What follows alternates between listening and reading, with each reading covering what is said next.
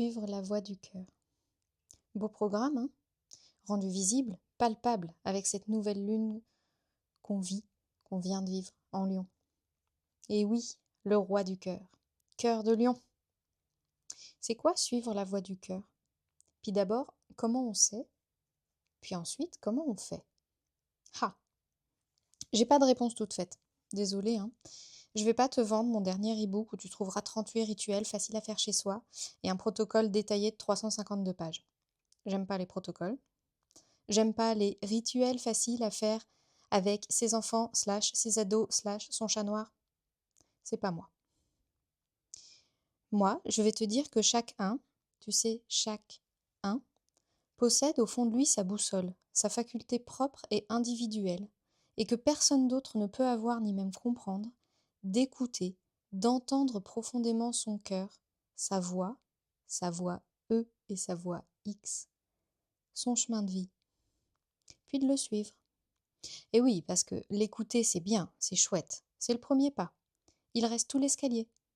T'as monté la première marche. Bravo.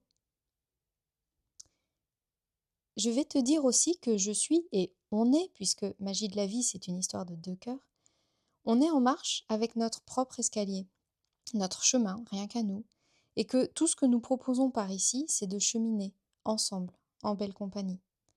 Parce qu'on a pu expérimenter déjà quelques marches, parce que nos présences, nos auras, si tu veux, nos pratiques quotidiennes et les formations ou déformations que nous avons vécues chacune nous amènent à savoir te soutenir énergétiquement, en présence, en vision claire, dans l'invisible, à dénouer ce qui bloque, bouche et retient.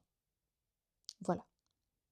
Ce qui nous ramène à la voie du cœur, ce chemin unique.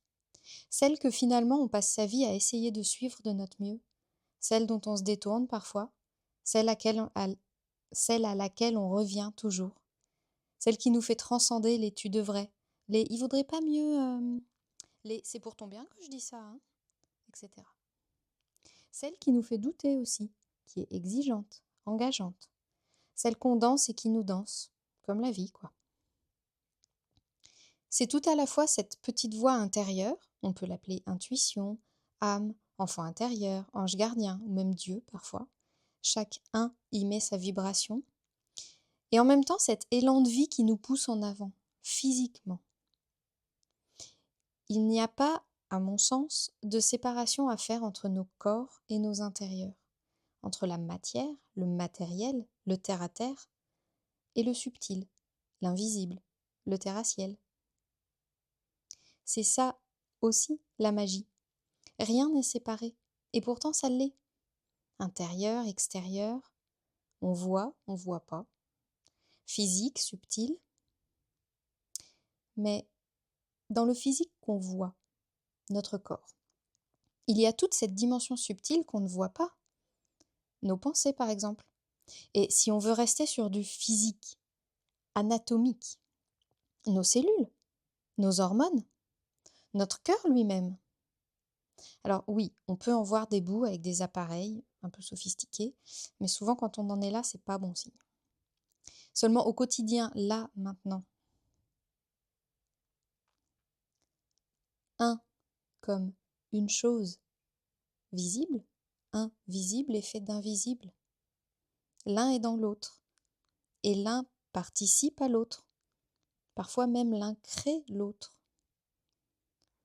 Alors si on revoit un peu nos façons de percevoir, ce qui semble duel peut en fait être comme imbriqué. Ce qui voudrait dire que cette voie à suivre n'est ni forcément bien visible, ni forcément évidente, ni même toute tracée, et surtout pas tracée d'avance. J'ai fait une petite analogie parce que j'adore ça. Regarde le papillon. Il sait exactement où il va, même si son vol te paraît pas droit. Il va à la prochaine fleur. Alors, c'est pas la prochaine fleur rentrée dans le GPS, hein. Droit devant au 18 millième 723e brin d'herbe, tournez à droite. Non. Et puis, il peut aussi y avoir une bourrasque de vent. Bon, bah pas grave. Il ira quand même à la prochaine fleur. Parce que le GPS, peut-être qu'il indiquait une fleur à 8 kilomètres de là, toute seule, paumée dans un parterre tout sec. Alors que finalement, la bourrasque de vie, elle va l'envoyer, elle va l'emmener dans un champ de fleurs. C'est ça, y aller avec légèreté. C'est pas sans direction, c'est avec une foi totale en la vie, en ses bourrasques, ses vides, ses sécheresses, ses pleins. C'est savoir que tu vas à la prochaine fleur et laisser la vie, le divin, l'univers, ou comme tu veux l'appeler, t'emmener au plus près de ta destination. De ta destinée, on pourrait dire. Est-ce que ça te parle? Moi, ça m'enchante de comprendre avec un papillon que ma voix du cœur est là, toujours.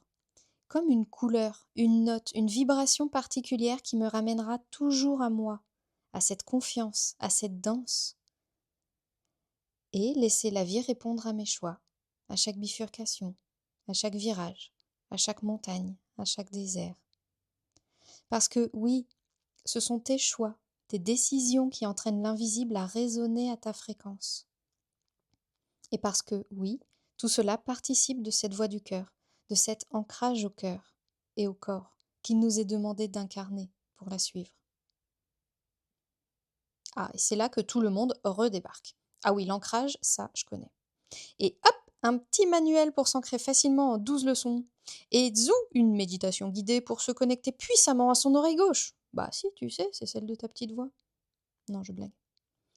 Et voici, voilà, toute la smala qui s'y met. Attends, je prends mon pendule. Ah oui, alors tu serais mieux dans cette pièce-là pour méditer et t'ancrer mieux, hein? Bien sûr. Non, mais attends, parce que pour s'ancrer, il vaut mieux avoir les pieds dans l'herbe au lever du soleil. Ah ben oui, t'attrapes un rhume, mais bon, t'es ancré dans ton cœur, hein? Faut pas non plus trop demander, louloute. Bon, j'arrête.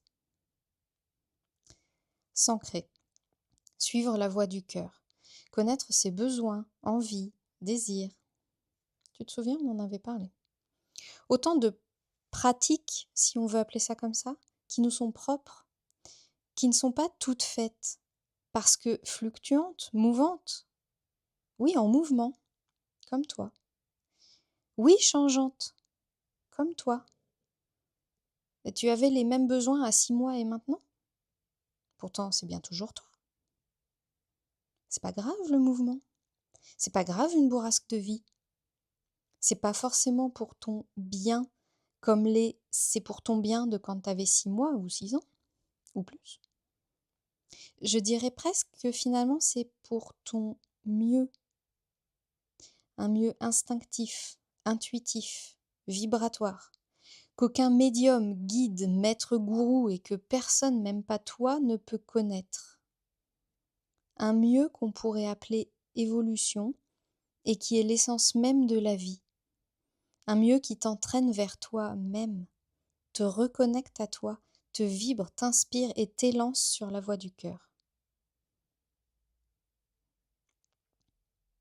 Tu sais, en relisant jusqu'ici, je me sens comme si j'approchais une grande force, la voie du cœur, mais que je me faisais comme repousser à chaque fois vers un sujet différent et absolument passionnant à mes sens. C'est peut-être ça, cette voie royale, une force incroyable et centrifuge, qui dès que tu arrives à la toucher te balance aussitôt une grande bourrasque pour te lancer dans une direction qui t'appelle, qui t'anime, qui te vibre. Et nos boussoles alors dans tout ça? Je t'en donne quelques-unes qui sont miennes et qui, moi, me semblent garder un cap. La joie, la vitalité, la paix, la présence. On peut être en grande joie, tranquille, un calme, présent à ce qui est là, doux et vivant. Pour moi, ça fait partie de mes indicateurs. Très simplement, dès que tu ressens une émotion qu'on dit négative, tu peux sans doute te dire que tu t'éloignes. Oui, bien sûr, c'est beaucoup plus subtil que ça. Et en fait, pas vraiment. Quand tu sens que tu as la nausée qui vient en mangeant quelque chose, que ton nez suspectait déjà et qui t'avait fait faire une grimace rien que à la vision. Bon, ben, tu t'arrêtes de le manger pour pas être malade. Là, c'est pareil. C'est pareil et c'est beaucoup plus compliqué à appliquer depuis que tu n'as plus 6 mois ou 6 ans. Parce que plein de choses, et notamment notre mental, nos mentaux, nos propres «il faudrait», nos propres «je devrais» ou pire les «j'aurais dû», nos propres soi-disant règles, loyauté, habitudes, bienséance et autres trucs bidules qui participent à nous étriquer, nous rapetisser, empêcher tout mouvement libre. Libre. J'ai envie de te dire que pratiquer la danse libre, pour le coup, ça fait du bien. Alors non, je n'ai toujours pas de protocole à te donner.